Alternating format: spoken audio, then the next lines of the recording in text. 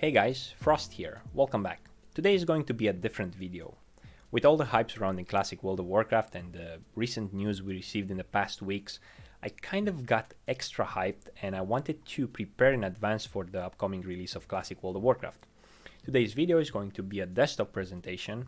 Actually, it's more like a desktop makeover. With $50 budget, I'm going to try to give a new look to my desktop, a new aspect, create more surface space, do some cable management, and so on. I'm going to show you the before and afters, and hopefully it will look better after than it did before. So the first thing we're going to do, we're going to wrap the desktop in a white vinyl. It's a semi-glossy white vinyl. I kind of got tired of this cherry woody look. It kind of gets me tired. So I wanted something with more vibrance, more light to it, so I chose this white. The second upgrade is going to be regarding the old stands, the default stands of the Dell monitors. They're occupying like 50% of the desktop surface. So I want to create more space. For that, I'm using this two flat desktop stand that is going to be mounted on the side of the desk, and hopefully that will create more space, because when Classic WoW is going to be released, I will need to shove all my pizza boxes in a corner or under the monitors, all my sody pop cans, all my power energy bars, and so on.